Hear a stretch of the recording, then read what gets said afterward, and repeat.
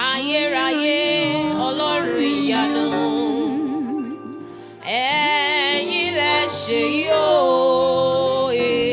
ẹ̀yin lẹ ṣe yìí o bàbá wa ẹ̀yin lẹ ṣe yìí ẹ̀yin lẹ ṣe yìí ọlọ́run òdodo ẹ̀yin lẹ ṣe yìí o ayérayé ọlọ́run ìyanu ẹ̀yin lẹ ṣe yìí o bí ó ṣọlá Jésù kí ni mo jẹ́ ọlọ́run Fákẹ́yẹ ọlọ́run Kọ́rọ̀dé bàbá mi bí ó ṣọlá Jésù ta ló mọ̀ mí o mo dúpẹ́ o Jésù pé mò ń jọlá rẹ̀ bí kò bá sọ́lá Jésù lára mi níbo ni bá wà ọlọ́run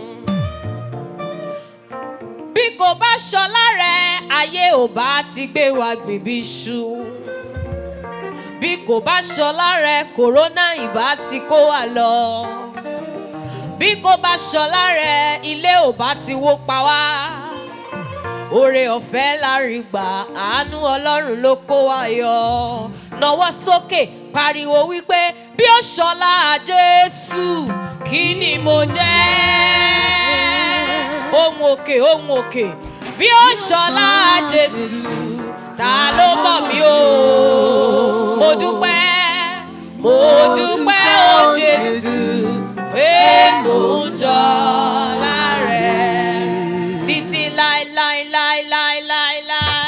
lọ́pẹ́ mi lọ́dọ̀ rẹ̀ títí láéláé lọ́pẹ́ mi lọ́dọ̀ rẹ̀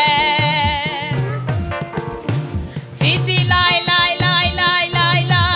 lọ́pẹ́ mi lọ́dọ̀ rẹ̀ lọ́pẹ́ mi lọ́dọ̀ rẹ̀ lọ́pẹ́ mi lọ́dọ̀ rẹ̀ bàbá mi lọ́pẹ́ mi lọ́dọ̀ rẹ̀ títí láé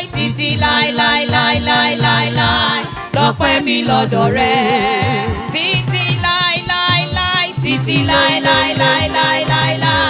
lọ́pẹ́ mi lọ́dọ̀ rẹ̀ títí láé lọ́pẹ́ mi lọ́dọ̀ rẹ̀ lọ́pẹ́ mi lọ́dọ̀ rẹ̀ lọ́pẹ́ mi lọ́dọ̀ rẹ̀ lọ́pẹ́ mi lọ́dọ̀ rẹ̀ sọ pé títí láyọ̀ títí lọ́pẹ́ o títí láyọ̀ mi lọ́dọ̀ rẹ̀ o bàbá títí láyọ̀ títí lọ́pẹ́ títí láyọ̀ mi lọ́dọ̀ rẹ̀ o bàbá títí lọ́pẹ́ mi lọ́dọ̀ rẹ̀ o bà mí o àjọ̀rọ̀jọ̀rọ̀ òkè wíwó lulẹ̀ bí àtẹ ìlẹ̀kẹ̀ ọlọ́run mi títí láé títí láyọ̀ títí lọ́pẹ́ mi títí láyọ̀ mi lọ́dọ̀ rẹ̀ o bàbá títí láyọ̀ títí lọ́pẹ́ títí láyọ̀ mi lọ́dọ̀ rẹ̀ o bàbá ọlọ́run àgbáyé ọlọ́run àgbáyé you are mighty you are mighty you are mighty you are mighty alágbára gíga you are mighty o ọlọ́run àgbáyé ọlọ́run àgbáyé ọlọ́run àgbáyé ọlọ́run àgbáyé ọlọ́run àgbáyé ọlọ́run àgbáyé ọlọ́run àgbáyé o mighty pátápátá ọlá bàbá mighty àkúrò nílé máma tán nílé mighty ọlọ́run bá mi Fákẹ́yẹ you are mighty ọlọ́run Kọ́rọ̀dé you are mighty ẹ̀mí àwọn wòlíì you are mighty òrànmọ́ níṣẹ́ fàyà tí bàbá ọlọ́run àgbáyé o you are mighty ṣebí wà ló fojú ọ̀run ṣàṣọ̀bùrà ṣebí wà ló fojú ọ̀run ṣàṣọ̀bùrà ọlọ́run àgbáyé o you are mighty ká sọ pé ìgbà ń gbọ́ mi dúró lórí ẹ̀jẹ̀ àtòdodo Jésù kò jẹ́ gbẹ́kẹ̀lé ohun kan lẹ́yìn orúkọ ńlá Jésù ó dúró lé Kristi àpáta ilẹ̀ mìíràn. Mo dúró lé Kristi àpáta, ilẹ̀ mìíràn, ìyanrìn ni. Bàbá wa òkè ọ̀run, nípasẹ̀ Jésù Kristi, à ń lọ ní àṣẹ rẹ nínú ìpàgọ́ èyí ṣe ẹ̀kẹ́tẹ̀lá ti ìgbìmọ̀ wòlíì Surulere district. Ní orúkọ Jésù máa bá wa lọ. Ní orúkọ Jésù máa bá wa lọ. Àti àwa àti gbogbo ọkàn tí yóò darapọ̀ mọ́ wa ní ìrìnàjò yìí, Olúwa jọ̀wọ́ wá mí sí wa ní àkọ́tún. Bí a ti ń lọ, ìyanu jẹ́ kó máa ṣẹlẹ̀. Ní ọmọdé, ní àgbà, lọ́kùnrin, ní obìnrin, ìyanu jẹ́ kó máa ṣẹlẹ̀ sí wa. Mósè pẹ̀lú Ísírẹ́lì kọjá Pupa. Wọ́n kọrin ayọ̀ ní òdìkejì odò. Bàbá, ìwọ Ọlọ́run ìgbàlà wa, nígbà tá a máa parí ìpàgọ́ yìí, Ọlọ́run, jẹ́ ká lóhùn ọpẹ́. Jẹ́ ká lóhùn ọpẹ́. A ó máa yin Ọlọ́run wa ní orúkọ Jésù Kristi Olúwa wa.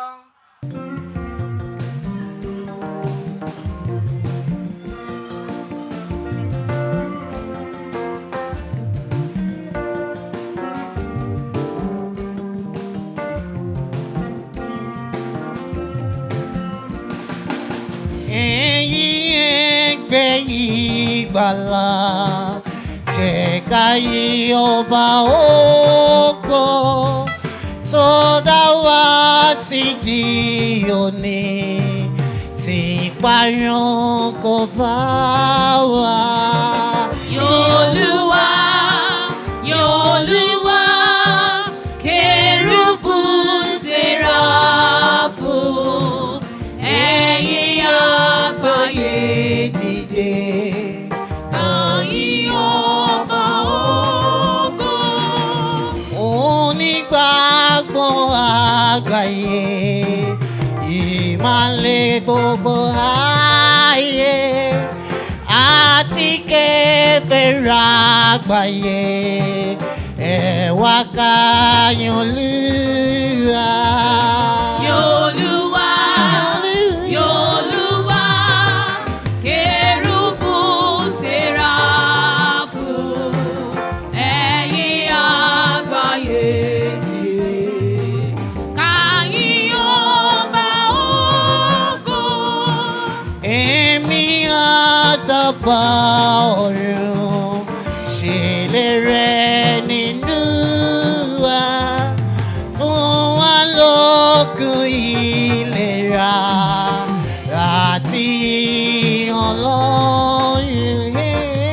Olúwa, Olúwa, kérúbù séráfù, ẹ̀yin àgbáyé dìde, káyìn ọba ògo.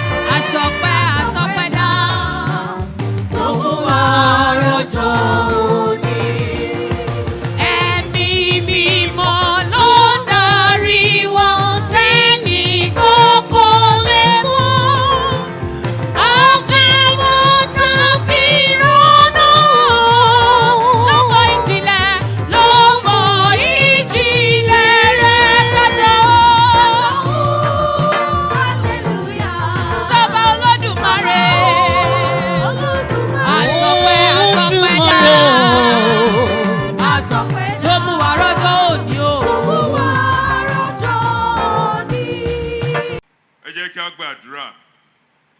Ọlọ́run Kérúbù àti Ọlọ́run Séráfù jọ̀ọ́ wá sí àárín wa. Ọba tí ń gbọ́ àdúrà jọ̀ọ́ wá jọba láàárín wa. Péjọpọ̀ yìí dọwọ́ rẹ, Olúwa jọ̀ọ́ wá mí sí wa.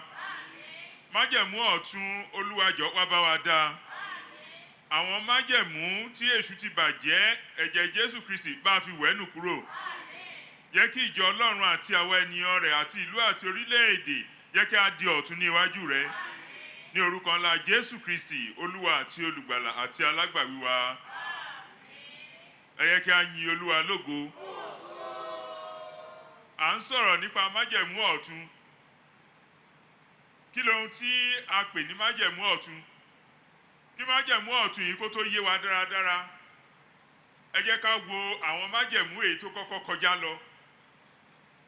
Nínú ìwé Genesis orí 3 ẹsẹ̀ 15, Bíbélì sọ fún wa wípé ó ní èmi ó sì fi ọ̀tá sí àárín ìwọ àti obìnrin náà àti sáàárín irú ọmọ rẹ̀ àti irú ọmọ rẹ̀. Ó ní òun ó sì fọ́ ọ lé orí, ìwọ ó sì pa á ní gìgísẹ̀. Ó ní fún obìnrin náà lé wípé èmi ó sọ ìpọ́njú àti ìlóyún ẹ di púpọ̀. Ní ìpọ́njú ni ìwọ ó máa bímọ, lọ́dọ̀ ọkọ ẹni ìfẹ́ rẹ yóò sì máa fà sí, òun yóò sì máa ṣe olórí rẹ. Kí ni ohun tó fa irú májẹ̀mú yìí tí Ọlọ́run gbé kalẹ̀ fún ènìyàn? A gbé májẹ̀mú yìí kalẹ̀ nítorí pé ènìyàn ṣẹ̀ sí Ọlọ́run. A gbé májẹ̀mú yìí kalẹ̀ nítorí pé ènìyàn yẹ májẹ̀mú àkọ́kọ́, májẹ̀mú ìgbọ́ràn èyí tí Ọlọ́run fi fún ènìyàn wípé nínú gbogbo igi tó wà nínú ọgbà yìí, o ò gbọ́dọ̀ fọwọ́ kan ìkankan o tó wà ní àárín ọgbà. Ó ní gbogbo ìyókù mo fi fún ọ láti máa jẹ. Ṣùgbọ́n èṣù wá ó tan ènìyàn jẹ. Ènìyàn sọ májẹ̀mú ìgbọ́ràn ó sọnù. Ó wá di májẹ̀mú ìbínú sí Ọlọ́run. Mò ń sọ ní òwúrọ̀ yìí fún gbogbo àwọn tí ó ń gbọ́ mi ní àkókò yìí wípé májẹ̀mú ìbànújẹ́ kò ní wọnú ayé ẹnì kankan wa. Ṣùgbọ́n nígbà tí Ọlọ́run tún wá máa wo ènìyàn padà, Ọlọ́run wá fi ènìyàn sílẹ̀ kí ènìyàn kó ṣe àwọn ohun tó wù ú. Òun ni àkókò tí ènìyàn fi sún títí di àkókò Nóà. Tọ́lọ́run wá wò pé yes, ó ti tó jẹ́. Àwọn ènìyàn wọ̀nyí tí mo dá, ó yẹ kí n wá nǹkan ṣe sí wọn. Ṣùgbọ́n Ọlọ́run wo ìdílé kan ṣoṣo tí ń ṣe ìdílé Nóà. Ọlọ́run rí pé Nóà pé ní iwájú òun. Ó ní òun yóò dá ìdílé yìí sílẹ̀ àti àwọn ẹranko tó ń dá. Ó ní ṣùgbọ́n àwọn ènìyàn tó kù òun ó pa wọ́n run. Ìgbà yẹn lòjò rọ̀ tó kó gbogbo àgbáyé lọ, tí a dá Nóà àti ìdílé rẹ̀ nìkan sí àti àwọn ẹranko tó wà pẹ̀lú ẹ̀ nínú ọkọ̀. Olúwa wá wo Nóà lẹ́yìn èyí nígbà tí Nóà dúpẹ́ lọ́wọ́ Ọlọ́run. Tí Nóà rí ohun tó ṣẹlẹ̀ pé ìparun ńlá ló ṣẹlẹ̀ yìí. Ṣèbẹ́ mi náà ìbá ti lọ ni, ká ní Ọlọ́run ò fẹ́ràn mi. Nóà wá rú ẹbọ sí Ọlọ́run. Lẹ́yìn ẹbọ tí Nóà rú sí Ọlọ́run, òun ni Ọlọ́run wá wo Nóà títí pípé òun á bá ènìyàn dá májẹ̀mú ọ̀tun. Olúwa wá sọ fún Nóà pé ó ní jáde kúrò nínú ọkọ̀ ìwọ àti aya rẹ àti àwọn ọmọ rẹ àti àwọn aya ọmọ rẹ pẹ̀lú. Ó ní mú alààyè gbogbo tí ó wà pẹ̀lú ẹ jáde pẹ̀lú rẹ nínú ẹ̀dá gbogbo, ti ẹyẹ àti ẹran ọ̀sìn àti ohun gbogbo tí ó ń rákò lórí ilẹ̀, kí wọn kó lè máa gbáyìn lórí ilẹ̀, kí wọn kó sì bí, kí wọn kó sì máa rẹ̀ lórí ilẹ̀. Ó ní Nóà sì jáde àti àwọn ọmọ rẹ̀ àti aya rẹ̀ àti àwọn aya ọmọ rẹ̀ pẹ̀lú gbogbo ẹranko tí ó wà nínú ọkọ̀ wọn jáde. Verse 20, nínú Nóà sì tẹ́ pẹpẹ fún Olúwa, ó sì mú nínú ẹranko mímọ́ gbogbo àti nínú ẹyẹ mímọ́ gbogbo, ó sì rú ẹbọ rẹ̀ sí sun lórí pẹpẹ náà. Olúwa sì gbọ́ òórùn dídùn. Olúwa sì wí lé ọkàn rẹ̀ pé èmi kì yóò sì tún fi ilẹ̀ ré nítorí ènìyàn mọ́, nítorí ìrú ọkàn ènìyàn ibi ni láti ìgbà èwe rẹ̀ wá. Bẹ́ẹ̀ ni èmi kì yóò sì tún kọlu ohun alààyè gbogbo mọ́ bí mo ti ṣe. Níwọ̀n ìgbà tí ayé yóò wà, ìgbà irúgbìn àti ìgbà ìkórè, ìgbà òtútù àti ooru, ìgbà ẹ̀rùn, ohun òjò àti ọ̀sán àti òru kì yóò dẹ́kun. Olúwa wá dá májẹ̀mú tuntun fún ènìyàn wípé láti àkókò yìí lọ, èmi ò ní bá yín jà mọ́. Láti ìgbà náà ni Olúwa ti gbé ètò kalẹ̀ wípé báwo la ó ṣe gba ènìyàn là. báwo la ó ṣe pa májẹ̀mú ti àkọ́kọ́, májẹ̀mú ìbínú àkọ́kọ́, báwo ni a ó ṣe pa májẹ̀mú yìí, báwo ni a ó ṣe parẹ́. Ṣùgbọ́n Ọlọ́run wá wòó pé tí òun bá gbogbo ayé sọ̀rọ̀ lẹ́ẹ̀kan ṣoṣo, ó dàbẹ́ ni pé ọ̀pọ̀ ni ò ní gbọ́. Olúwa wá ní pé òun á yan ikọ̀ àti ìríjú. Òun lọ́lọ́run fi mú Ábúráhámù jáde kúrò láàárín àwọn ìdílé rẹ̀, kúrò ní ìlú tó kún fún ẹ̀ṣẹ̀, tó ní máa lọ ilẹ̀ tí èmi ò fi hàn án. Ọlọ́run wá wo Ábúráhámù yìí pé tí òun bá bá ẹnìkan ṣoṣo yìí dá májẹ̀mú, tí ó bá ti lè di májẹ̀mú yìí mú nípasẹ̀ rẹ̀, òun á lè bá ayé dá májẹ̀mú ọ̀tun. Òun ní Bíbélì fi sọ fún wa ní Genesis orí 22 ẹsẹ̀ 22 ẹ̀ tó sọ fún wa, ó ní àti nínú irú ọmọ rẹ̀ lé a ó bùkún fún gbogbo orílẹ̀-èdè ayé nítorí tí ìwọ ti gba ohùn mi gbọ́.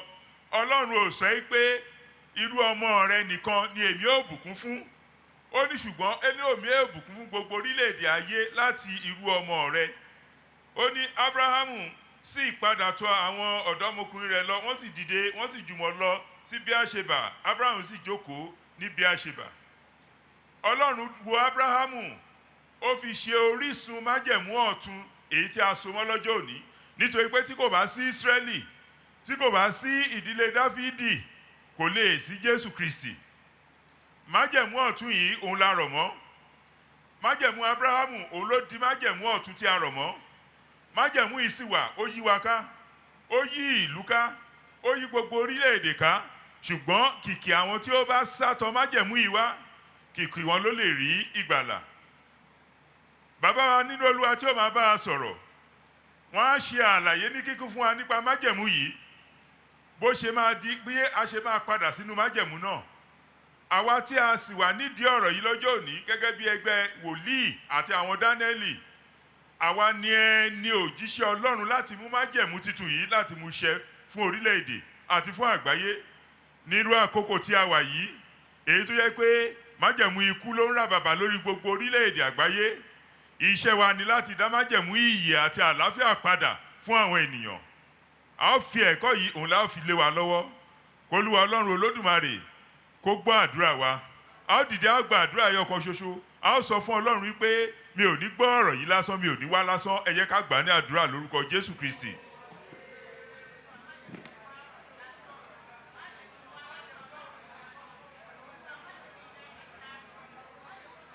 Ní orúkọ Jésù Kristi, Olúwa àti Olùgbàlà wa. Ẹ̀rù rẹ tó bà ọ́, Ọlọ́run ayérayé. Ẹ̀rù rẹ tó bà ọ́, Jésù ọkọ̀ ìjọ. Ẹ̀rù rẹ tó bà bàbá mi o, ẹ̀rù rẹ tó bà ọ́.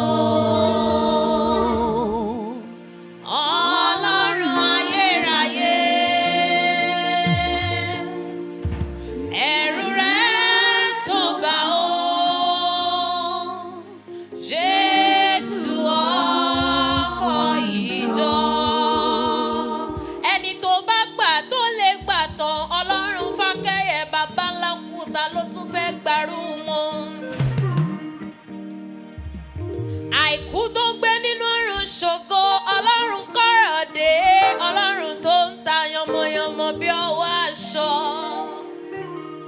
Ẹ̀mí àwọn wòlíì, òrọ̀ mọ́ níṣẹ́ fàyà tí Ọlọ́run akiri ṣoore.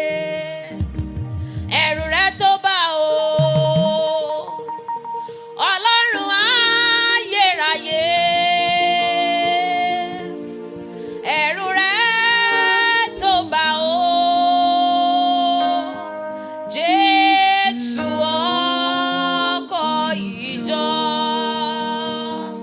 Mímọ́ mímọ́ ọkàn mi fẹ́ rí ọ, olórí ayé ọkàn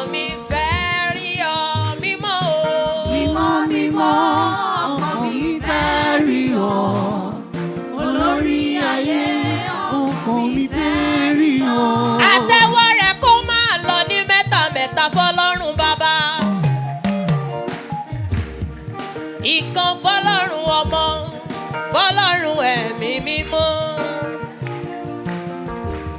Pàtẹ́wọ́ fọlọ́run Fákẹ́yẹ ọba tó ń ṣiṣẹ́ agbára. Ara ló kú ẹ̀mí ò lọ ọlọ́run Fákẹ́yẹ bàbá mi o. Ọlọ́run Kọ́rọ̀dé Olúfúnṣọ́ bàbá tó ń kiri ṣoore. Ọba tó ń ṣiṣẹ́ agbára. Ó gbọ́ Jésù ó tún gbóyìnbó. Aṣọ lórí burúkú dolórí ire. Ọlọ́run gbogbo èdè. Àlẹ́ làákì ubìrẹ́ mọ́ sẹ́lẹ̀ kà wálé láti rọ mí nìkan. Àtìrí kí bíríkà ó dára bàlá dára balẹ̀ ká wá dára ọlọ́run lára òye yẹmi. Ìbàlẹ̀ jìrìkìrà.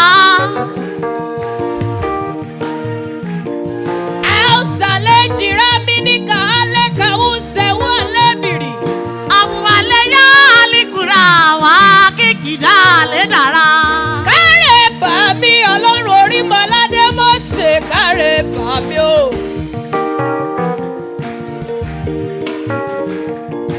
Mímọ́ mímọ́ ọkàn mi fẹ́ rí ọ. Olórí ayé ọkàn mi fẹ́ rí ọ mímọ́ o. Mímọ́ mímọ́ ọkàn mi fẹ́ rí ọ. Olórí ayé ọkàn mi fẹ́ rí ọ. Sọ pé bí mo bá sìn ọ́ láì sí ògo Olúwa o yẹ̀yẹ́ yìí á pọ̀ o. Bí mo bá sìn ọ́ láì sí ògo Olúwa o yẹ̀yẹ́ yìí á pọ̀. Ó ní okò wípé kọ́mọ Ísírẹ́lì kó wá ọ lásán. Má jẹ́ ń wá ọ lásán bàbá má jẹ́ lọ lófo.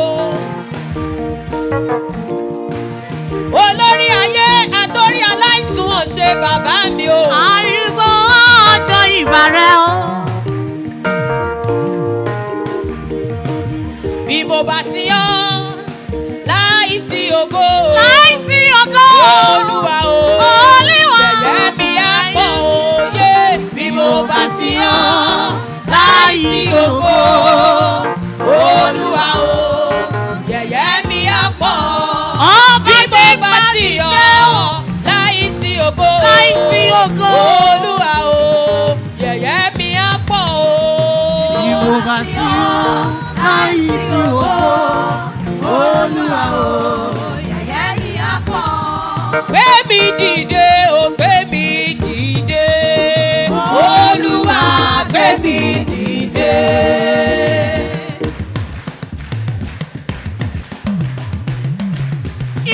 Ìbálì ìrànlẹ́ rajara. Ìbálẹ̀ kàlíyà kàwálí ìrìkìrì wà sẹ́líbùrà àdàràmọ́. Gbé mi dìde o gbé mi dìde. Olúwa gbé mi dìde. Olórí ayé o gbé mi dìde. Olúwa gbé mi dìde. Gbé mi dìde o gbé mi dìde. Olúwa gbé mi dìde. Gbé mi dìde o gbé mi dìde. Olúwa gbé mi dìde. Ṣé bẹ́yìn lè pè wá sẹ́gbẹ́ aládùúrà? Ènìyàn kan ọ̀nà mi ló gbà bẹ̀. Ṣé bí wàá ló pè mí o sẹ́gbẹ́ aládùúrà? Ènìyàn kan ìṣẹ̀dá mi ló gbà bẹ̀. Ṣé bẹ́yìn lè pè mí o sẹ́gbẹ́ aládùúrà?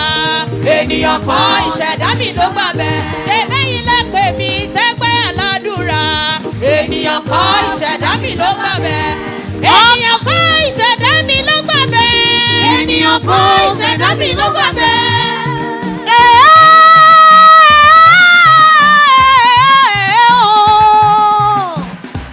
Ọba ńlá o, ìbò alẹ́ jara àlìkàrà wá àlìdá àkàwà sẹ́lẹ̀ dídá àràdàmọ́. Ó ń bọ̀ látòkè. Ọba wa ó ń bọ̀ látòkè ọba wa. Bàbá ń bọ̀ látòkè wá. Ọba wa ó ń bọ̀ látòkè ọba wa. Àlọ́ ń bọ̀ látòkè wá. Látòkè ọba wa. Ó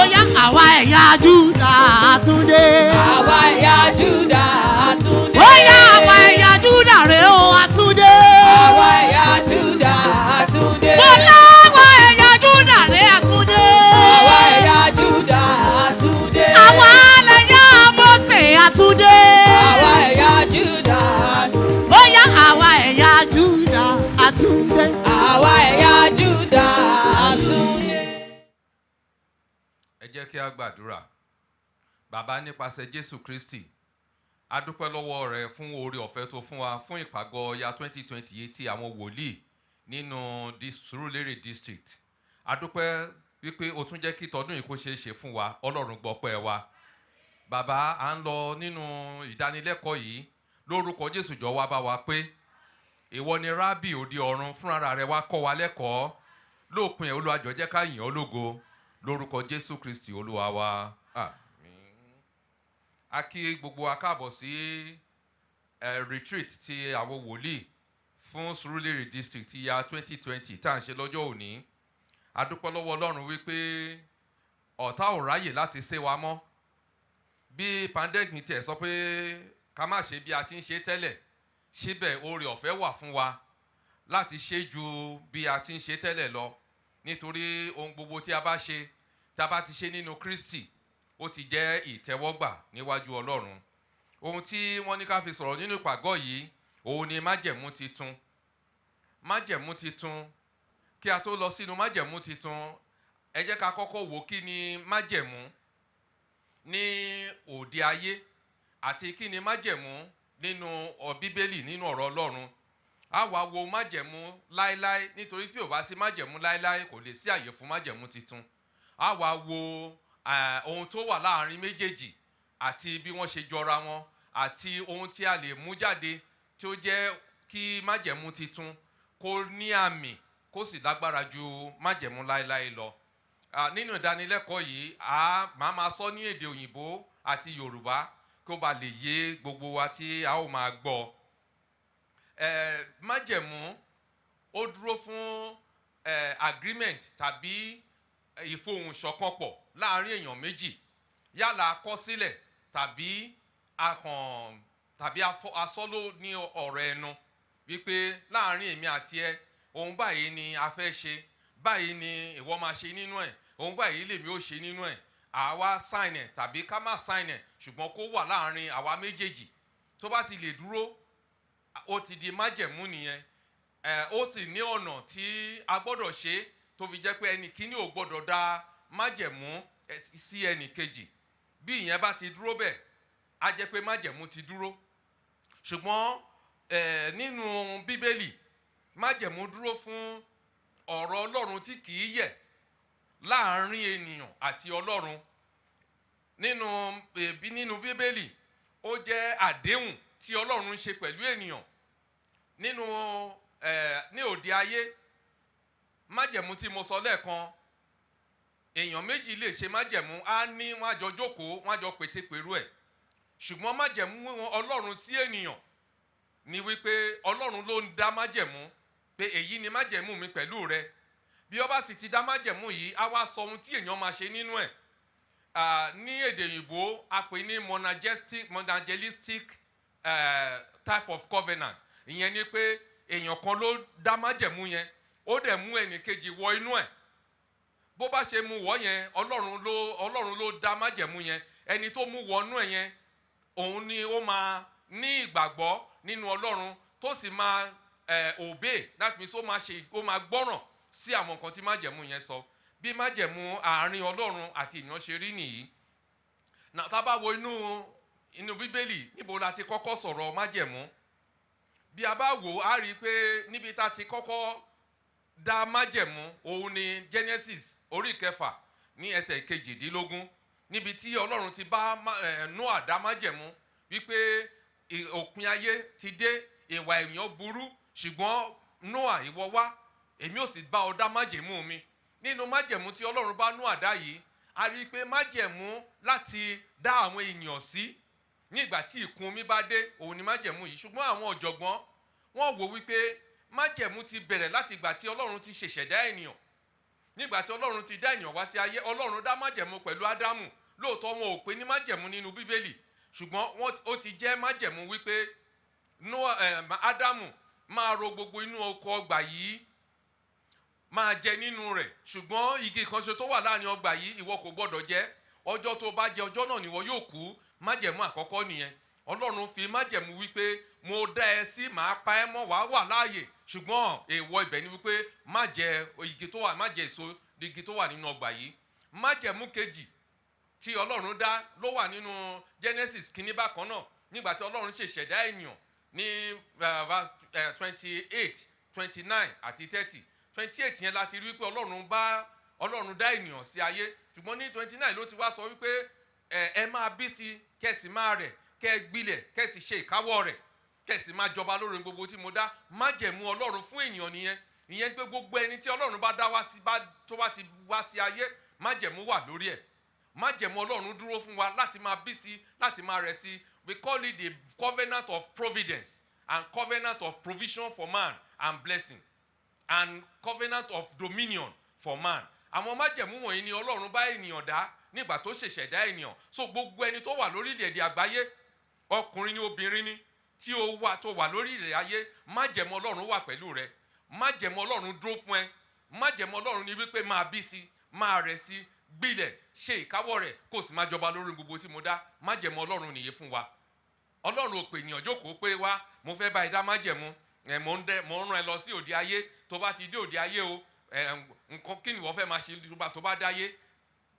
èèyàn á sọ pé nǹkan báyìí ni mo máa ṣe, ọlọ́run á sọ pé òkè báyìí lèmi náà máa ṣe fún ẹ. ọ̀rọ̀ ọlọ́run ò rí bẹ́ẹ̀. májẹ̀mú ọlọ́run fún wa ni wípé ọlọ́run ló dá májẹ̀mú pẹ̀lú wa. So ọ̀pọ̀lọpọ̀ ta máa ń sọ pé mo bọ́ ọlọ́run dá májẹ̀mú, o ò lè bọ́ ọlọ́run dá májẹ̀mú, ó máa difficult fún ẹ láti fulfill, particularly tó bá dá májẹ̀mú yẹn tó wá lérò pé nǹkan tí mo torí ẹ̀ dá májẹ̀mú tó yẹ kọ́lọ́run ó ṣe, ọlọ́run ò ṣe, ìwọ náà wá ní san májẹ̀mú bí ìgbà tó dalẹ̀ ni. So ọ̀pọ̀lọpọ̀ ìgbà tá a bá gbàdúrà tán bóyá a ṣe sìn, táwọn bàbá wa bá fẹ́ ṣe orí ọ̀fẹ́, wọ́n á ní béèrè lọ́wọ́ ọlọ́run kò fi májẹ̀mú tì í. èèwọ̀ ó ní implication tiẹ̀. tí o bá béèrè bóyá àkókò àti ṣe fún ẹ ò tí ì tó, ò wá rí gbà, o dẹ̀ wá sọ fún ọlọ́run pé tó bá lè ṣe fún mi láàrin ìgbà báyìí sí ìgbà báyìí màá san májẹ̀mú yìí, nítorí pé ò wá rí gbọ́, ò wá san májẹ̀mú ti di ìdẹkùn fún wa. So ọ̀pọ̀lọpọ̀ èèyàn ló wà nínú abẹ́ ìdè májẹ̀mú lọ́wọ́lọ́wọ́ báyìí. mo gbàdúrà gbogbo ọkàn tó wà lábẹ́ ìdè májẹ̀mú wípé o dá májẹ̀mú ò san, o dá májẹ̀mú ò rántí láti san, tàbí o dá májẹ̀mú ti gbàgbé, lórúkọ Jésù ọ̀run kó tú wa sílẹ̀. Now èyí ni ìgbà àkọ́kọ́ tí a ó sọ̀rọ̀ májẹ̀mú. Tá a bá wo ìwé Hósíà orí 9 ẹsẹ̀ 7, a ó rí pé ọlọ́run bá Ádámù dá májẹ̀mú. Now ìkejì ni wípé àwọn májẹ̀mú 5 ló wà nínú Bíbélì. There are 5 covenants. The first set of covenants a pè ní the patriarchic covenant. That means májẹ̀mú pẹ̀lú àwọn baba ńlá wa. májẹ̀mú pẹ̀lú àwọn baba ńlá wa yìí, òun ni májẹ̀mú tí ọlọ́run bá Ábúráhámù, Ísákì àti Jákọ́bù, Ábúráhámù, Ísákì àti Jákọ́bù tó bá wọn dá. èyí ni à ń pè ní májẹ̀mú àwọn baba ńlá. ṣùgbọ́n májẹ̀mú Nóà wà níbẹ̀. májẹ̀mú Ábúráhámù yẹn ni mo sọ nísìnyí. Then májẹ̀mú ti Mósè, then májẹ̀mú ti Dáfídì àti májẹ̀mú titun èyí tí ó ti pasẹ̀ Jésù Kristi wá. àwọn májẹ̀mú 5 tó wà nínú Bíbélì nìyí. nínú májẹ̀mú 5 yìí, 4 ẹ̀ ló wà nínú ìgbà àtijọ́ tí a pè ní májẹ̀mú láíláí tàbí májẹ̀mú àtijọ́. ṣùgbọ́n nígbà tí Jésù Kristi dé, Jésù Kristi jẹ́ alárinà láàrin májẹ̀mú láíláí àti májẹ̀mú titun. Jésù Kristi ló wá gbé májẹ̀mú titun kalẹ̀. màá sọ fún wa báwo ni Jésù ṣe gbé májẹ̀mú tiẹ̀ kalẹ̀. gbogbo májẹ̀mú wọ̀nyẹn àti ti láíláí àti titun, gbogbo ẹ̀ ló ní wípé ó wà monagelistic. kí ni ìtumọ̀ ẹ̀? ní wípé ọlọ́run ló bá wa dá májẹ̀mú. even májẹ̀mú ti Jésù Kristi yìí, Paul apostole sọ fún wa níbìkan wípé ta ló lè gòkè lọ sí ọ̀run láti lọ mú Jésù Kristi sọ̀kalẹ̀ wá, tàbí ta ló lè lọ sínú ihò láti lọ jí dìde kúrò nínú òkú. ó ní ọlọ́run ló ń ṣe gbogbo ẹ̀. ìyẹn ni pé ohun tí Jésù Kristi ṣe májẹ̀mú fún wa yìí, ọlọ́run náà ló ṣètò Jésù Kristi láti wá sí ayé. ọlọ́run ló ṣètò bí Jésù Kristi ṣe máa kú. ọlọ́run ló ṣètò bó ṣe máa ta ẹ̀jẹ̀ rẹ̀ sílẹ̀. ọlọ́run ló ṣètò bí Jésù ṣe máa gùn kéré ọ̀run. kí ni nǹkan tí ènìyàn ṣe nínú ẹ̀? kò sí. So gbogbo nǹkan wọ̀nyí àti májẹ̀mú láíláí àti májẹ̀mú titun, ọlọ́run nìkan ló ṣètò gbogbo ẹ̀. So ọlọ́run ló ń bá ènìyàn dá májẹ̀mú. nínú májẹ̀mú Nóà, nínú májẹ̀mú ti Ádámù mo ti sọ yẹn lẹ́ẹ̀kan. májẹ̀mú ti Nóà òun ni wípé kí Nóà kó kan ọkọ̀. nígbà tó bá kan ọkọ̀ yìí, kó wọ inú ọkọ̀ yìí pẹ̀lú gbogbo àwọn nǹkan tóun ti kó fún. the meaning of that covenant is the covenant of preservation of life. The covenant of preservation of life. Májẹ̀mú láti dá ènìyàn sí, láti pa ènìyàn mọ́, so that there can be continuity in human race and in the creature. Ẹ rí i pé nígbà tí ìkún omi dé, Ọlọ́run sọ fún Noah pé kó mú àwọn ẹranko méjì méjì kó mú wọn wọnú ọkọ̀. Òun àti ìyàwó àtàwọn ọmọ ẹ̀ àti ìyàwó ọmọ ẹ̀ àtàwọn ọmọ kan wọ inú ọkọ̀. That is ibi tí continuity máa ti wà nìyẹn. A wá rí i pé nígbà tó di Genesis 9, ó wá sọ fún Noah wípé nínú májẹ̀mú tí mo ń bá ẹ dá yìí o, ẹranko ẹ lè máa jẹ ẹran ṣùgbọ́n ẹ má jẹ ẹ̀jẹ̀ ẹ̀, nítorí pé nínú ẹ̀jẹ̀ ni ẹ̀mí wà. That means continuation of the preservation of mankind ni májẹ̀mú tí Ọlọ́run bá Noah dá. Tí a bá kúrò ní orí májẹ̀mú ti Noah, a ó bọ́ sí orí májẹ̀mú ti Abrahamu. Májẹ̀mú Abrahamu òun ni àti Isaki àti ti Jacobu, nǹkan kan náà ni gbogbo májẹ̀mú tí Ọlọ́run bá wọn dá. Ẹ rí i pé bí Ọlọ́run ṣe bá Abrahamu dá májẹ̀mú nígbà tó dórí Isaki, particularly in Genesis chapter 26, ó continue májẹ̀mú yẹn wípé májẹ̀mú tí mo bá bàbá rẹ̀ dá Abrahamu, èmi ò mú iṣẹ́, pé èmi ò bù sí fún ọ lọ́pọ̀lọpọ̀, irú ọmọ rẹ̀ yóò dàbí ìràwọ̀ ojú ọ̀run. Nígbà tó tún dórí Jacobu, nígbà tí Jacobu pàdé Ọlọ́run nínú àlá nínú Genesis 28, nígbà tí ó rí àlá yẹn, Ọlọ́run tún sọ fún, ó tún bá dá májẹ̀mú yẹn. So the covenant of Abraham was continuous on Isaac and also extended to Jacob. And the fulfillment of the covenant of Abraham came on Jacob. Nítorí orí Jacob ni àwọn ọmọ Ísírẹ́lì ti bẹ̀rẹ̀ sí ní pọ̀. Èyí ni májẹ̀mú tí Ọlọ́run bá Abrahamu dá. A pè ní also a covenant with Abraham. The international dimension of the promise is apparently ignored in Genesis 13, but it is alluded to in Genesis 17, where God announces the everlasting covenant. Then let's go to the Mosaic covenant. So we call that one, the first one, which is Noah, we call it the Noahic covenant. The second one, Abraham, we call it the Abrahamic covenant. So the third one, which is the covenant made with Moses, we call it the Mosaic covenant. Now, Mosaic covenant yìí, òun la máa ń sábà kà sí májẹ̀mú láéláé jù. Nítorí níbẹ̀ ni Ọlọ́run ti establish ìrúbọ láti ṣe ìmúkúrò ẹ̀ṣẹ̀ fún àwọn ènìyàn. Tí a bá wo ìwé Leviticus, a ó rí particularly láti Leviticus chapter 1 sí chapter 7, a ó rí bí Ọlọ́run ṣe ètò bí àwọn èèyàn ṣe lè máa rúbọ ní ẹbọ oríṣiríṣi tí Ọlọ́run là sílẹ̀ fún wọn. Mo list àwọn díẹ̀ sílẹ̀. The first one, òun ni ìrúbọ fún onírúurú ẹ̀sìn. Now, ìkan wà tá a pè ní ẹbọ sísun. Ẹbọ sísun yìí, we call it the voluntary act of worship and atonement for unintentional sin. That means ẹ̀ṣẹ̀ tí èèyàn mọ̀ọ́mọ̀ dá, èèyàn máa rúbọ. Kí ni wọ́n fi ń rúbọ? Akọ màálù tàbí àgbò tàbí ẹyẹlé tàbí àdàbà tí kò ní àbùkù ni wọ́n fi ń rú ẹbọ bẹ́ẹ̀. Ìkejì wọ́n pè ní grain offering. This grain offering òun ni à ń pè ní ẹbọ ohun jíjẹ. Ẹbọ ohun jíjẹ yìí ni is to worship God for his providence and goodness. Láti sọ wípé Ọlọ́run dára sí wa, ó sì ń ṣe, ó ń pèsè fún wa. Ìyẹn ni wọ́n ṣe ń rúbọ ẹbọ ohun jíjẹ. Ìkẹta ẹ̀ ní ẹbọ àlàáfíà. Ẹranko tó bá bọ́ sí ọwọ́ èèyàn èèyàn lè fi rúbọ eléyìí. Ṣùgbọ́n ìkan wà tó ń pè ní ẹbọ ẹ̀ṣẹ̀. Àwọn májẹ̀mú tí Ọlọ́run bá yàn dá ni pé bí èèyàn bá dẹ́ṣẹ̀, kó ṣe nǹkan báyìí, kó ṣe nǹkan báyìí, kó ṣe nǹkan báyìí. Májẹ̀mú yìí tí ó bá jẹ́ olórí àlùfáà ló dẹ́ṣẹ̀, akọ màálù ọ̀dọ́ ni ó máa fi rúbọ. Tó bá jẹ́ olórí, that means olórí ìsọ̀rí, òun á lo ewúrẹ́, that means male goat, tàbí kó lo àgùntàn, tàbí kó lo ẹyẹlé, tàbí kó lo àdàbà. Ẹyẹlé tàbí àdàbà yìí wà fún àwọn tí kò bá ní owó. Then àwọn tó bá jẹ́ pé wọ́n wá tálákà tí wọ́n tiẹ̀ ní nǹkan kan rárá, wọ́n á mú ìdámẹ́wàá éfà ìyẹ̀fun kíkúná láti wá fi rúbọ níwájú Ọlọ́run. Then gbogbo wọ̀nyí They are mandatory atonement for all sins, confession, forgiveness, cleansing from all defilements. Gbogbo tó ń bá èèyàn jẹ́ tàbí tó wà ní àárín tó ti dá àlàfo sílẹ̀ láàrin èèyàn àti Ọlọ́run ni ìrúbọ wà fún. Àwọn ìrúbọ yìí jẹ́ májẹ̀mú tí Ọlọ́run tá ti ọwọ́ Mósè gbé kalẹ̀. Ẹ rí i pé lórí òkè Sinai òfin tí Ọlọ́run gbé kalẹ̀ fún Mósè òfin 10 la pè é. Ṣùgbọ́n tá a bá wo ìwé Leviticus tá a bá ka gbogbo àwọn òfin tó wà níbẹ̀ a pín sí about 600. That means òfin 10 yẹn a wá pín sí ọ̀nà 600. Àwọn òfin wọ̀nyí dúró fún májẹ̀mú kankan. Ìwọ kò gbọ́dọ̀ ṣojú kòkòrò, ìwọ kò gbọ́dọ̀ jalè, ìwọ kò gbọ́dọ̀. Májẹ̀mú ni láàrin Ọlọ́run àti ènìyàn. Tá a bá wo ìtàn yẹn a rí i pé ọwọ́ Ọlọ́run fúnra rẹ̀ ló fi kọ àwọn májẹ̀mú yìí sí ara wàhálà tó gbélé Mósè lọ́wọ́.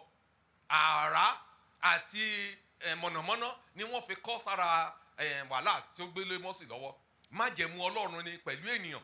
Now mi ò rí ibi tí Ọlọ́run ti pe ènìyàn jókòó wípé okay Mósè èèyàn tí mo kó lé ẹ lọ́wọ́ yìí o òun báyìí lẹ gbọ́dọ̀ ní kí lẹ́yìn fẹ́ máa ṣe tẹ́ bá wà ní ìrìn àjò yìí. Ọlọ́run ò pè wọ́n jókòó.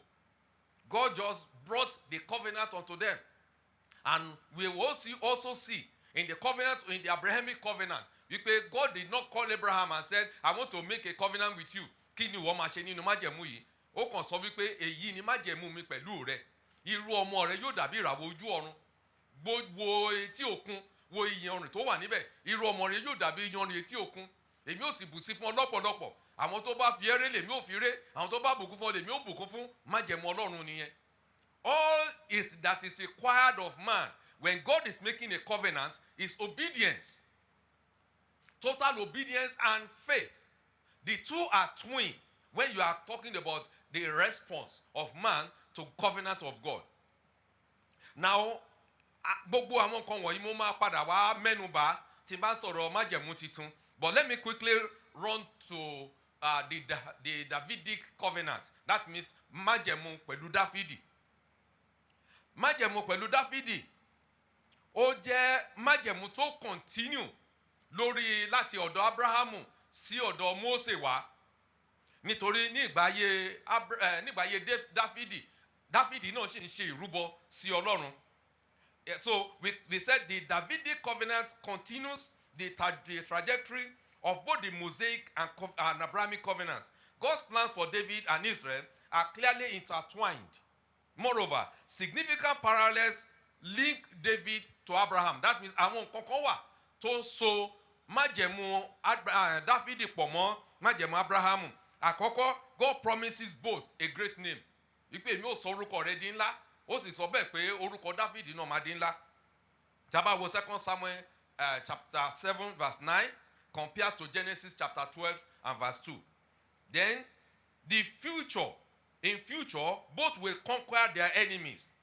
A rí nínú Genesis 22 verse 17 tí ó ti ṣe ìlérí pé Abraham kò sẹ́ni tó máa lè borí ẹ̀. A dẹ̀ rí nínú Genesis 14 nígbà tí Abraham kó irinwó ènìyàn jáde láti lọ bá àwọn ọba 5 tí wọ́n gbógun ti àkókò yẹn tí wọ́n gba àbúrò ẹ̀ lọ.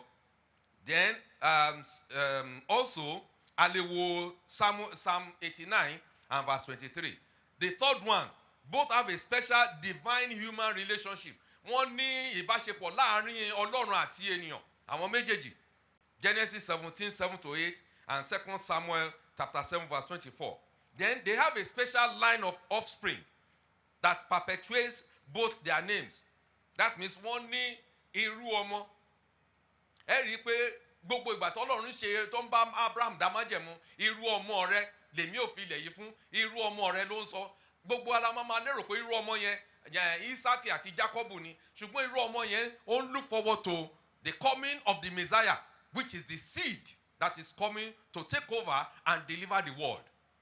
Irú ọmọ náà ni Ọlọ́run bá Adam sọ nínú Genesis 3 and verse 15 tó sọ pé èmi ò fi ọ̀tá sáàárín rẹ àti sí irú ọmọ obìnrin náà àti sáàárín irú ọmọ tó ń sọ̀rọ̀ yẹn is the Lord Jesus Christ that is coming. So everything that is contained in the Old Testament is forward looking to the coming of to the fulfillment in Jesus Christ.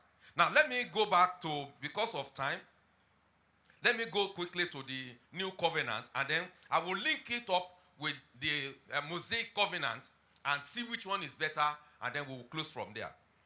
Now, the new covenant, the Christian's view of the new covenant is a new relationship between God and human, mediated by Jesus upon sincere declaration that one believes in Jesus Christ as Lord. Now, n tó túmọ̀ sí ni wípé májẹ̀mú titun yìí dúró lórí ìbáṣepọ̀ Ọlọ́run àti ènìyàn. Ẹni tó fi Jésù Kristi nìkan ṣe ìgbẹ́kẹ̀lé, nítorí Jésù Kristi ni alárinà májẹ̀mú titun yìí. Nípasẹ̀ rẹ̀ ni májẹ̀mú titun yìí ló fi wá sí ayé. So, ẹ jẹ́ ká wá wo kí ni ìbáṣepọ̀ májẹ̀mú láíláí àti májẹ̀mú titun yìí. Májẹ̀mú láíláí yìí dúró fún àwọn ìrúbọ tó mú ẹ̀ṣẹ̀ kúrò. But nígbà tí Jésù Kristi dé, ó dé gẹ́gẹ́ bí olórí àlùfáà. Gbogbo àwọn ìrúbọ tí mo ń sọ̀rọ̀ ẹ̀ lẹ́ẹ̀kan, ní ọdọọdún olórí àlùfáà máa dá wọ inú tẹ́ḿpìlì lọ, a máa wọ inú ibi mímọ́. A sì máa fi ẹ̀jẹ̀ wọ́n gbogbo pẹpẹ àti gbogbo èèyàn tó bá wà níbẹ̀. In fact, Hebrew chapter 9 jẹ́ ká mọ̀ wípé ohun gbogbo ni a ń fi ẹ̀jẹ̀ wọ́n, nítorí pé láì sí ìtàjẹ̀sílẹ̀ kò sí ìmúkúrò fún ẹ̀ṣẹ̀. So ohun tó bá Jésù Kristi wá láti wá ta ẹ̀jẹ̀ rẹ̀ sílẹ̀ nìyẹn, wípé kẹ́ bá ṣe ìrúbọ yìí lẹ́ẹ̀kan ṣoṣo, kó má dípò ọdọọdún ni a máa wọ inú pẹpẹ tá máa fi ẹ̀jẹ̀ wọ́n èèyàn. Mo imagine bí a bá ń fi ẹ̀jẹ̀ wọ́n inú pẹpẹ yìí lọ́dọọdún, kí àlùfáà máa wọ ọbẹ̀ kó máa gbé ẹ̀jẹ̀ dání kó máa fi wọ́n, á dé stage kan àní lè wọ ọbẹ̀ nítorí òórùn ẹ̀jẹ̀. Ṣùgbọ́n nítorí ká bá lè, àti wípé gbogbo ìgbà tí àwọn èèyàn bá dẹ́ṣẹ̀, tó bá ti mú ọ̀dọ́ àgùntàn tàbí tó ti mú àgbò tàbí tó ti mú ọ̀dọ́ akọ màálù lọ, tó bá ti lè fi rúbọ, tó ti pa, tó ti fi ẹ̀jẹ̀ ẹ̀wọ̀n ẹnu yẹn, ẹ̀jẹ̀ ti kúrò. Omi kó tún lè padà lọ, kó tún lọ dẹ́ṣẹ̀ míì, a tún padà wá, ṣebí kò ju àgbò lọ, a tún má gbò wá. But the first place tá ti kọ́kọ́ rí ọ̀rọ̀ májẹ̀mú titun nínú májẹ̀mú láíláí tí ń ṣe Old Testament of the Bible, òun ló wà nínú Jeremiah chapter 31 láti verse 31 to verse 34. It says, "Behold, the days are coming, declares the Lord, when I will make a new covenant with the house of Israel and the house of Judah, not like the covenant I made with their fathers on the day when I took them by the hand to bring them out of the land of Egypt. My covenant that they broke, though I was their husband, declares the Lord. For this is the covenant that I will make with the house of Israel. After those days, declares the Lord, I will put my law within them, and I will write it on their hearts, and I will be their God, and they shall be my people.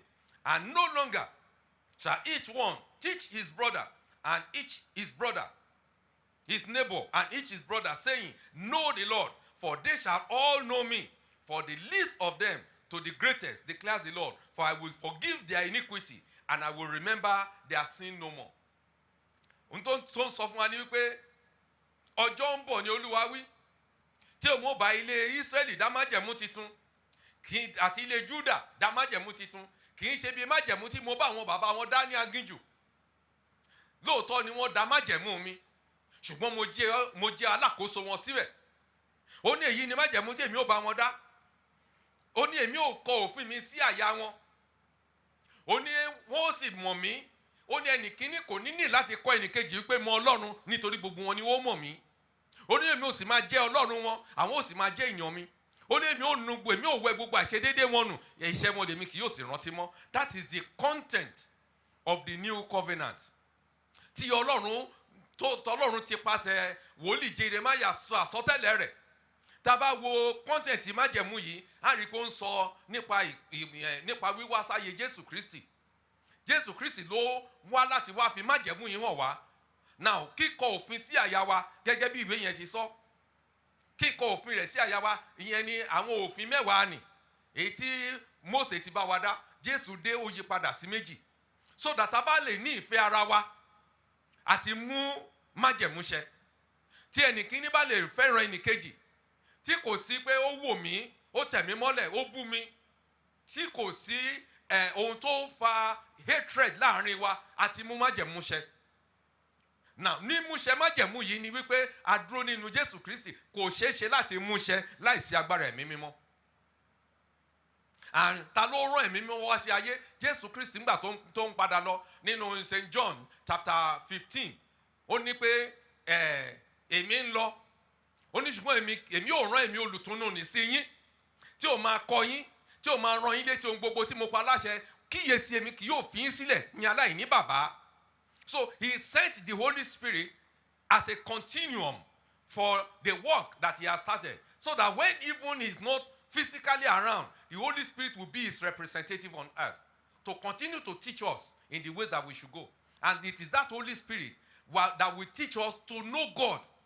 It is that Holy Spirit that is resident in us that will tell us that there is God, and will continue to teach us to enable us to know God more.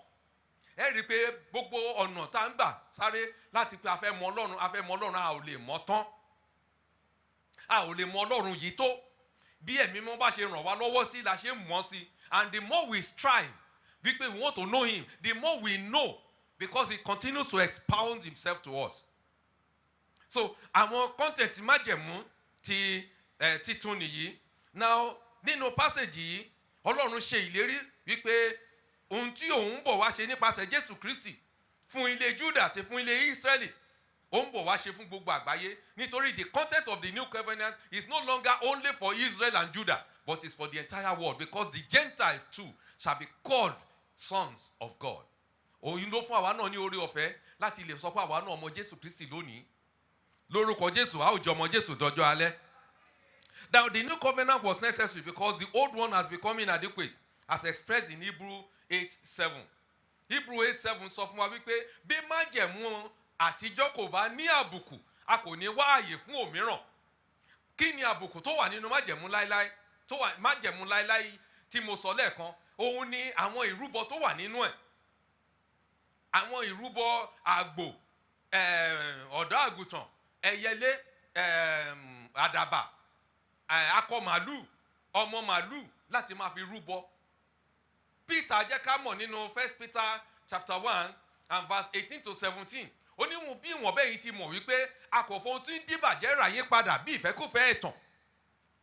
Ó ní bí kò ṣe ẹ̀jẹ̀ tí kò lábùkù, ẹ̀jẹ̀ tí kò lábàwọ́n, àní ẹ̀jẹ̀ Jésù Kristi. Ẹ̀jẹ̀ yìí la fi ṣe ìràpadà fún wa. So ẹ̀jẹ̀ ewúrẹ́, ẹ̀jẹ̀ àgùntàn kò lè ṣe ìràpadà fún ènìyàn.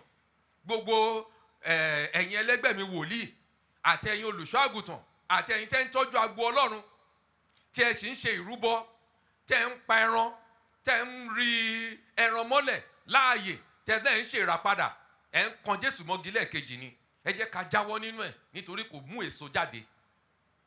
Májẹ̀mú láéláé ni ẹ̀ ń tẹ̀lé. Bíbélì dẹ̀ ti jẹ́ ká mọ̀ pé májẹ̀mú láéláé tẹ̀ ń tẹ̀lé yẹn ó lábùkù, ó wà inadequate.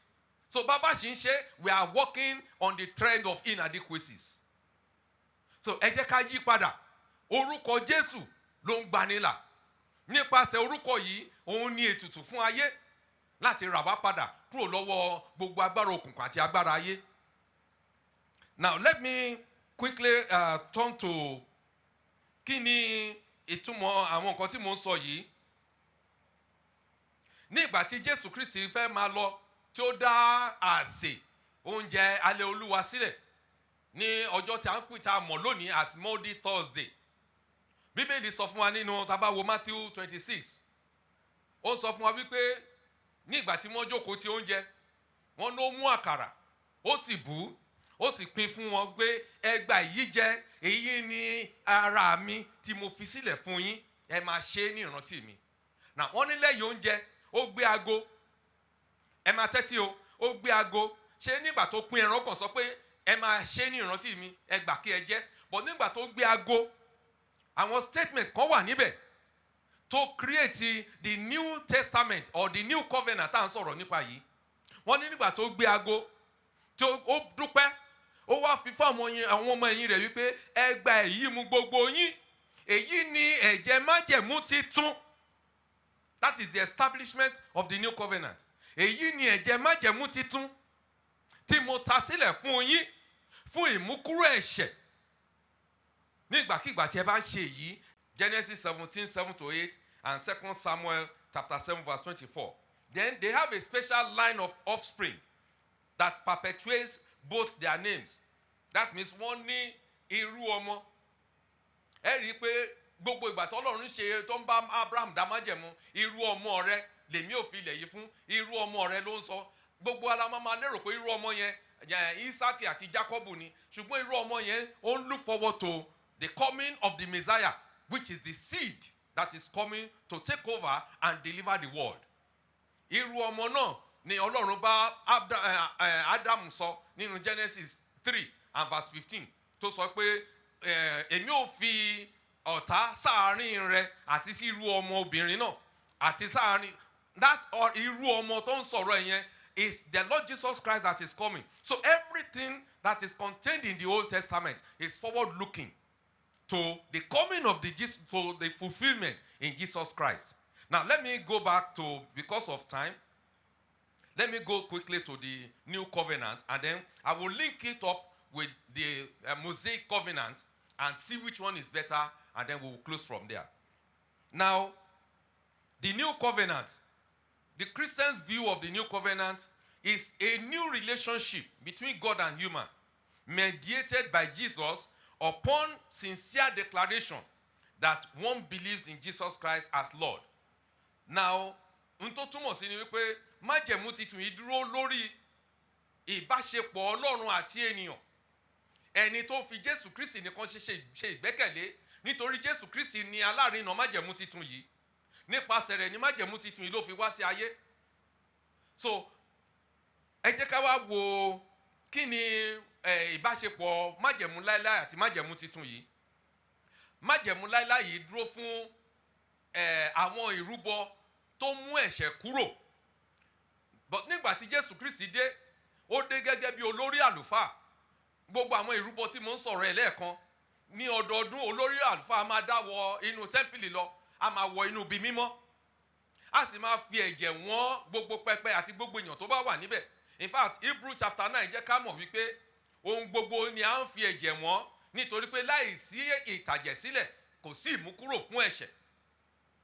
So ohun tó bá Jésù Kristi wá láti wá ta ẹ̀jẹ̀ rẹ̀ sílẹ̀ nìyẹn, wípé kẹ́ bá ṣe ìrúbọ yìí lẹ́ẹ̀kan ṣoṣo, kó má dípò ọdọọdún ni a máa wọ inú pẹpẹ tá máa fi ẹ̀jẹ̀ wọ́n èèyàn. Mo imagine bí a bá ń fi ẹ̀jẹ̀ wọ́n inú pẹpẹ yìí lọ́dọọdún, kí àlùfáà máa wọ ọbẹ̀ kó máa gbé ẹ̀jẹ̀ dání kó máa fi wọ́n, á dé stage kan àní lè wọ ọbẹ̀ nítorí òórùn ẹ̀jẹ̀.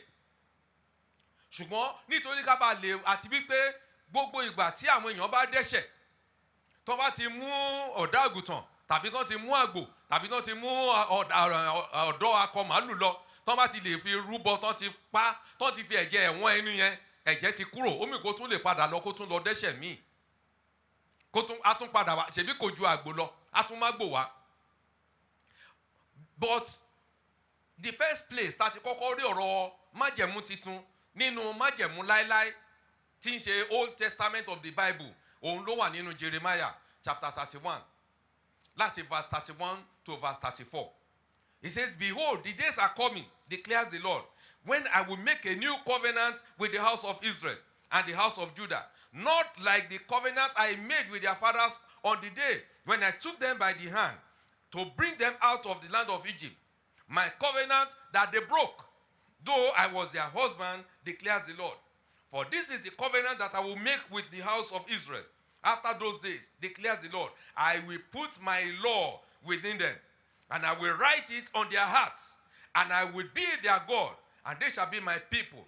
And no longer shall each one teach his brother, and each his brother, his neighbor, and each his brother, saying, Know the Lord, for they shall all know me, for the least of them to the greatest, declares the Lord. For I will forgive their iniquity, and I will remember their sin no more."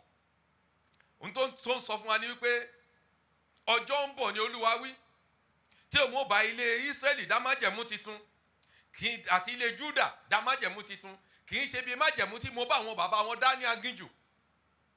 Lóòótọ́ ni wọ́n dá májẹ̀mú mi, ṣùgbọ́n mo jẹ́ alákòóso wọn síbẹ̀. Ó ní èyí ni májẹ̀mú tí èmi ò bá wọn dá. Ó ní èmi ò kọ òfin mi sí àyà wọn.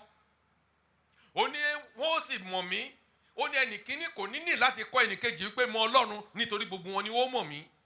Ó ní èmi ò sì máa jẹ́ ọlọ́run wọn, àwọn ò sì máa jẹ́ èèyàn mi.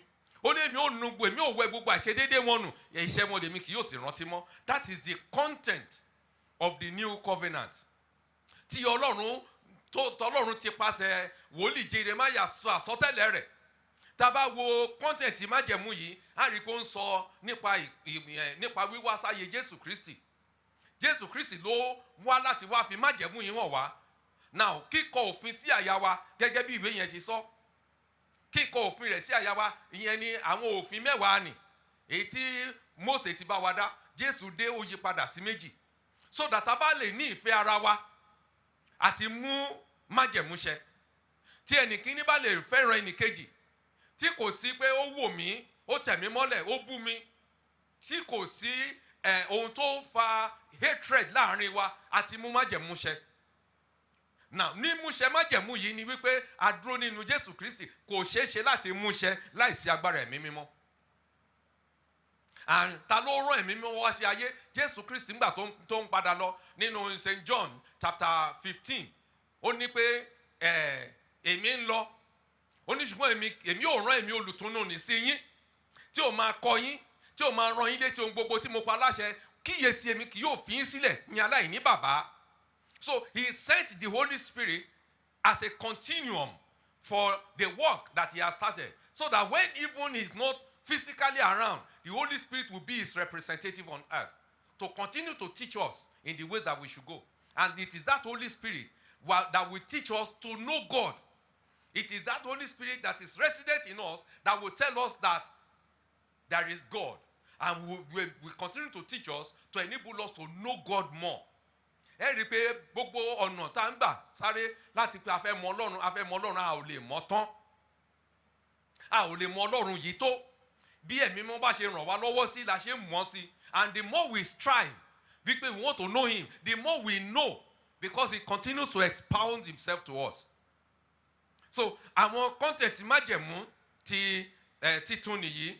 Now, nínú passage yìí, Ọlọ́run ṣe ìlérí wípé ohun tí òun bọ̀ wá ṣe nípasẹ̀ Jésù Kristi fún ilé Júdà àti fún ilé Ísírẹ́lì, òun bọ̀ wá ṣe fún gbogbo àgbáyé. Nítorí the content of the new covenant is no longer only for Israel and Judah, but is for the entire world, because the Gentiles too shall be called sons of God. Òun ló fún àwa náà ní oore ọ̀fẹ́ láti lè sọ pé àwa náà ọmọ Jésù Kristi lónìí.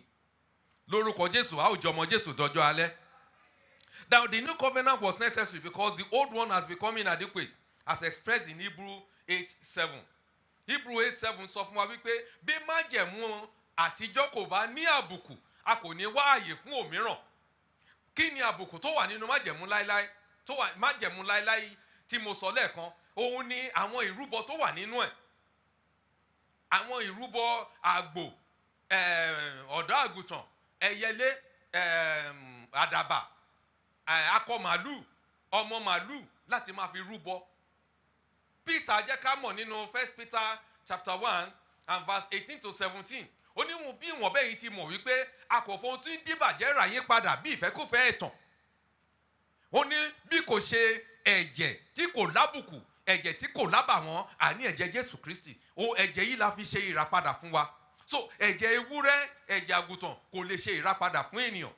Gbogbo ẹ̀yin ẹlẹ́gbẹ́ mi wòlíì àti ẹ̀yin olùṣọ́ àgùntàn àti ẹ̀yin tẹ́ ń tọ́jú agbo Ọlọ́run, tí ẹ sì ń ṣe ìrúbọ, tẹ́ ń pa ẹran, tẹ́ ń rí ẹran mọ́lẹ̀ láàyè, tẹ́ lẹ́ ń ṣe ìràpadà, ẹ̀ ń kan Jésù mọ́gi lẹ́ẹ̀kejì ni. Ẹ jẹ́ ká jáwọ́ nínú ẹ̀ nítorí kò mú èso jáde. Májẹ̀mú láéláé ni ẹ̀ ń tẹ̀lé. Bíbélì dẹ̀ ti jẹ́ ká mọ̀ pé májẹ̀mú láéláé tẹ̀ ń tẹ̀lé yẹn ó lábùkù, ó wà inadequate. So bàbá ṣì ń ṣe, we are working on the trend of inadequacies. So ẹ jẹ́ ká yí padà. Orúkọ Jésù ló ń gbanilà. Nípasẹ̀ orúkọ yìí, òun ni ètùtù fún ayé láti rà wá padà kúrò lọ́wọ́ gbogbo agbára òkùnkùn àti agbára ayé. Now let me quickly turn to kí ni ìtumọ̀ àwọn nǹkan tí mo ń sọ yìí. Ní ìgbà tí Jésù Kristi fẹ́ máa lọ, tí ó dá àsè oúnjẹ alẹ́ Olúwa sílẹ̀ ní ọjọ́ tí a ń pè tá a mọ̀ lónìí as Maundy Thursday. bíbélì sọ fún wa nínú tá bá wo Matthew 26 ó sọ fún wa wípé ní ìgbà tí wọ́n jókòó ti oúnjẹ wọ́n ló mú àkàrà ó sì bù ó sì pín fún wọn pé ẹ gbà èyí jẹ èyí ni ara mi tí mo fi sílẹ̀ fún yín ẹ máa ṣe ní ìrántí mi. Now wọ́n ní lẹ́yìn oúnjẹ ó gbé ago, ẹ máa tẹ́tí o, ó gbé ago, ṣé nígbà tó pín ẹran kan sọ pé ẹ máa ṣe ní ìrántí mi ẹ gbà kí ẹ jẹ, but nígbà tó gbé ago àwọn statement kan wà níbẹ̀ tó create the New Testament or the New Covenant tá à ń sọ̀rọ̀ nípa yìí. Wọ́n ní nígbà tó gbé ago tí ó dúpẹ́ ó wá fi fún àwọn ọmọ ẹ̀yìn rẹ̀ wípé ẹ gba èyí mu gbogbo yín, èyí ni ẹ̀jẹ̀ májẹ̀mú titun. That is the establishment of the New Covenant. Èyí ni ẹ̀jẹ̀ májẹ̀mú titun tí mo ta sílẹ̀ fún yín fún ìmúkúrò ẹ̀ṣẹ̀. Nígbàkígbà tí ẹ bá ń ṣe èyí, the establishment of the new covenant. Now that is just the covenant made by word of mouth. The fulfillment now came on the day that he agreed to surrender himself. Ó fi ara rẹ̀ sílẹ̀ fún ni láti lù. Now tá bá wo ibi tá kan Jésù Kristi mọ́gi, wọ́n ní wọ́n mú lọ sí ẹ̀yìn òde ìlú láti lọ kàn mọ́gi níbẹ̀. Tá bá wo ìwé Leviticus ó sọ fún wa níbìkan wípé àwọn ìrúbọ wọ̀nyí nígbà tí wọ́n bá ń ṣe wípé olórí àlùfáà á mú ọ̀dọ́ àgùntàn yẹn á mú lọ sí ẹ̀yìn òde ìlú láti lọ pa níbẹ̀, ibẹ̀ ni wọ́n tẹ́ pẹpẹ sí foreshadowing wípé lẹ́yìn odi ìlú lórí òkè Ólífì tá à ń pè ní Calvary, lẹ́yìn òde ìlú outside Jerusalem ni a máa kan Jésù Kristi mọ́gi mọ́. Níbẹ̀ ló ti ṣe ìrúbọ tó tó fún ẹ̀ṣẹ̀ gbogbo ayé láti mú ẹ̀ṣẹ̀ wọ̀nyí kúrò pátápátá so that a ò ní continue láti máa rúbọ mọ́.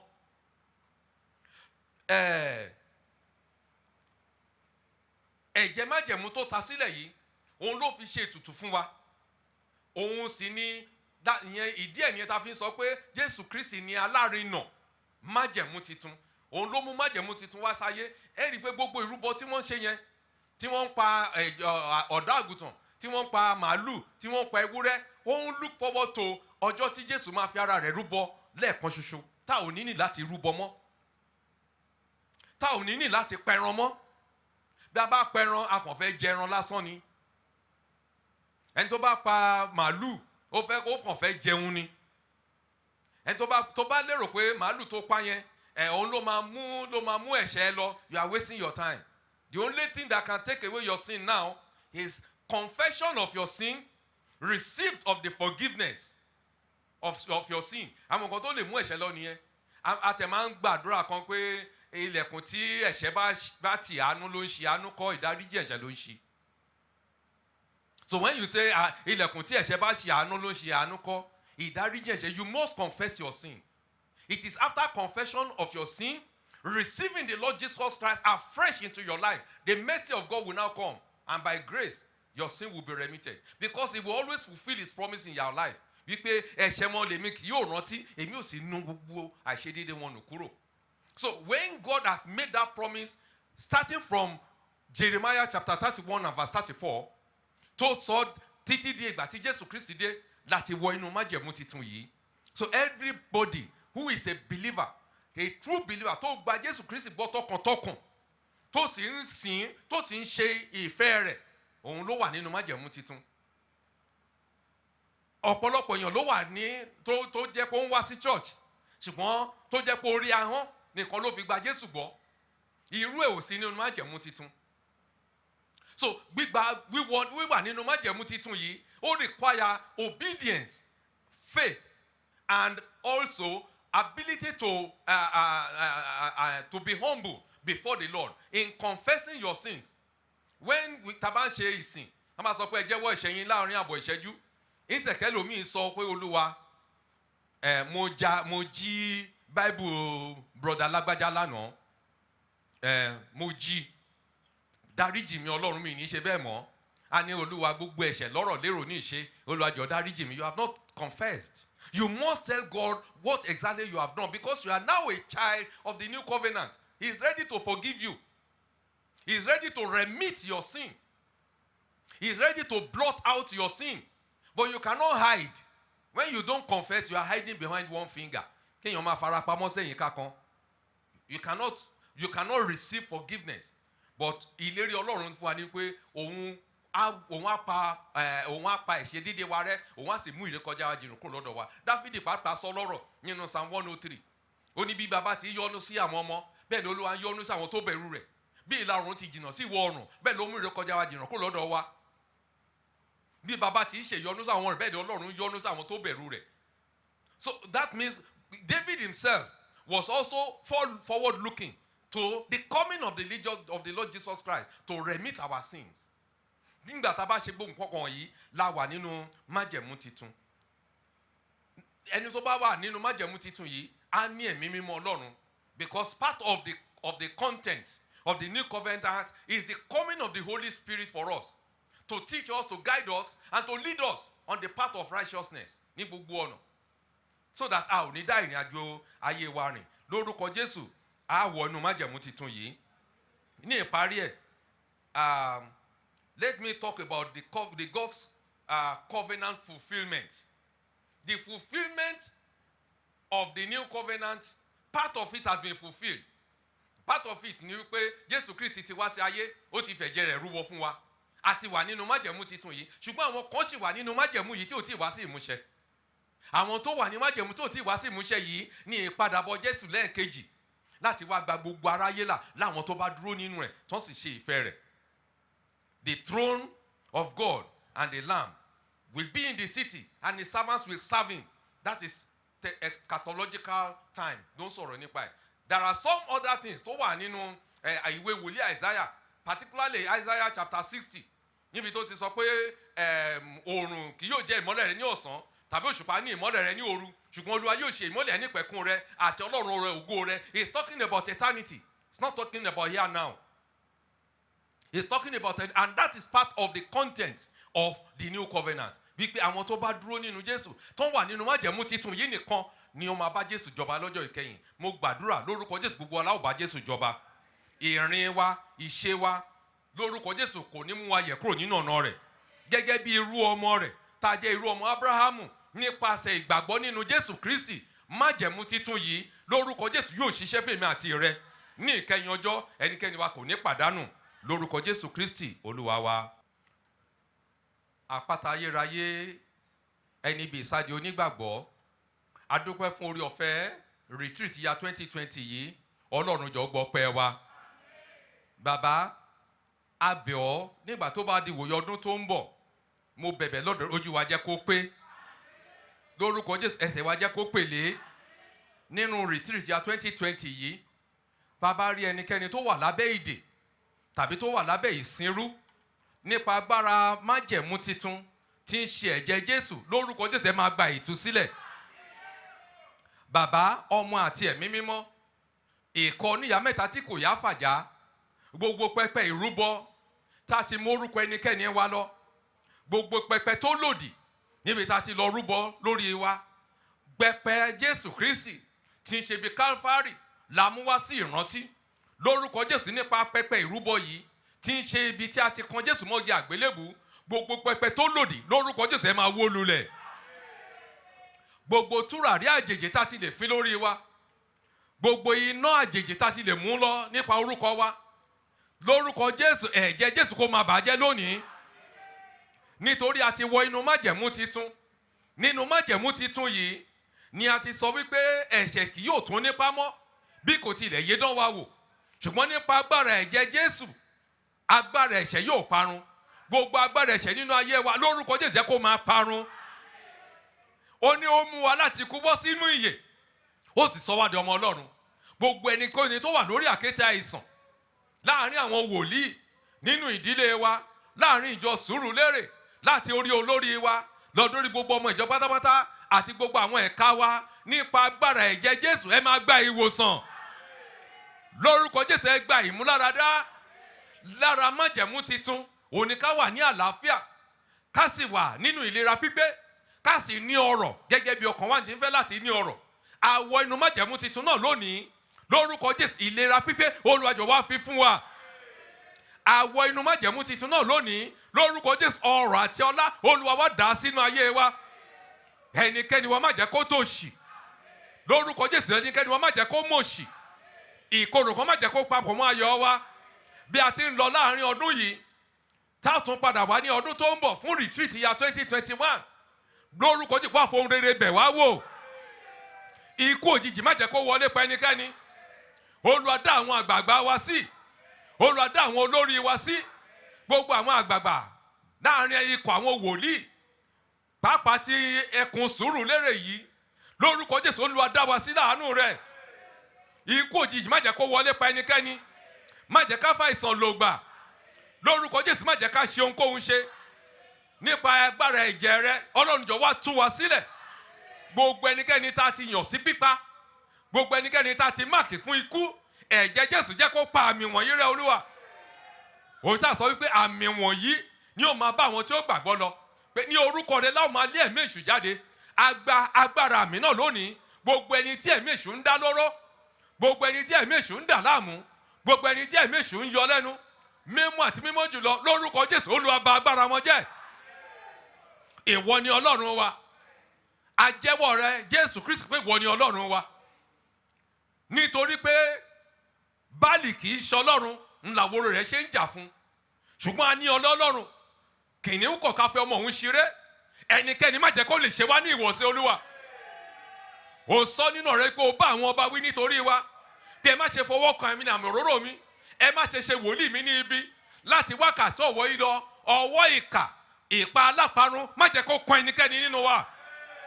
Olúwa jẹ́ ká yè nínú rẹ, jẹ́ ká ṣèyí ká ṣàmọ́dún, ìjọ yìí kó wà ní àlàáfíà, orílẹ̀-èdè wa kó gba ìtura, àlàáfíà rẹ kó jọba lórílẹ̀-èdè yìí. Gbogbo ẹ̀mí tó ń mùjẹ̀, gbogbo ẹ̀mí ìpànìyàn, gbogbo ẹ̀mí ká yìnbọn pani, gbogbo ẹ̀mí terrorism, gbogbo ẹ̀mí tó lòdì sí ti Kristi tó ń jọba lórílẹ̀-èdè Nàìjíríà lórúkọ Jésù Olúwa palẹ̀ wọn mọ́. Nínú ipò ìjọba níbi tán ti ń ṣe adarí orílẹ̀-èdè yìí, ẹ̀mí mímọ́ kọjá lọ bẹ̀ Olúwa, lọ wọ inú àwọn adarí wa, jẹ́ kó mọ èyí tó tọ́ ṣe, kí ìlú yìí kó tù wá lára, kí ìjọ rẹ kó wà ní àlàáfíà, gbogbo aká lè máa yọ̀ nínú rẹ lórúkọ Jésù Kristi Olúwa wa.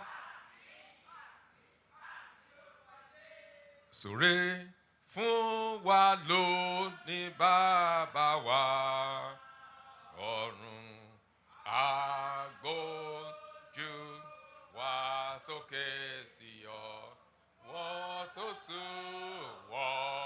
tó súre f'Abraham bàbá ńlá wa, jọ̀wọ́ súre fún wa. Alpha àti Omega, àṣì ọkàn wa páyà s'Olódùmarè, má jẹ́ ká lọ lófo.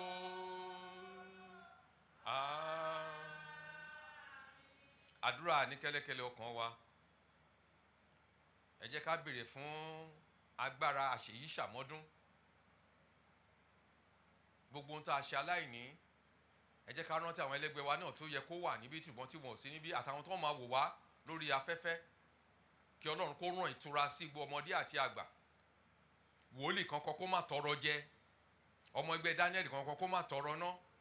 Àlàáfíà Ọlọ́run kó fi sínú ayé wa. Gbogbo tó ń dùn wá lọ́kàn tá à ń béèrè ní rere, kí Ọlọ́run kó jọ kó bójú látọ̀run wá kó dá wa lóhùn, kó fi ayọ̀ run kínú ọkàn wa. Ní ìwòye àmọ́dún nígbà táwọn bá yọjú, tẹsímúnì ayọ̀ kó tẹnu gbogbo wa jáde. Òkìkí Ọlọ́run kó kàn nínú ayé wa, òkìkí Ọlọ́run kó kàn nínú ìjọ yìí, kí agbára ọ̀run kó gbé wa ró. Ẹ̀mí àwọn wòlíì ìgbàanì, ẹ̀mí àwọn wòlíì akọni k'Ọlọ́run kó gbé wọ̀ wá. Ẹ̀mí mímọ́ lákọ̀tún kó dá padà sínú ìjọ yìí. Kó lọ kó ṣe ìtọ́jú àwọn àgbààgbà wa, ẹ̀mí Ọlọ́run kó máa bá wọn ṣiṣẹ́. ní orúkọ Jésù Kristi Olúwa wa. Kí Olúwa kó bùsí fún wa kó sì pa wá mọ́. Kí Olúwa kó ṣojú rẹ̀ kó mọ́lẹ̀ sí wa lára. Kí Olúwa kó ṣàánú fún wa. Kí Olúwa kó máa bójú wò wá kó sì fún wa ní àlàáfíà. Jẹ́ kí oore ọ̀fẹ́ Jésù Kristi Olúwa wa, ìfẹ́ mímọ́ ti Ọlọ́run, ìdàpọ̀ ti ẹ̀mí mímọ́ kí ó máa bá gbogbo wa gbé láti síyìn lọ àti títí láéláé.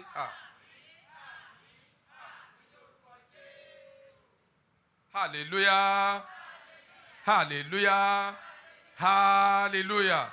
Hosanna, Hosanna, Hosanna. Iye, iye, iye, ẹ̀yin Olúwa lógo.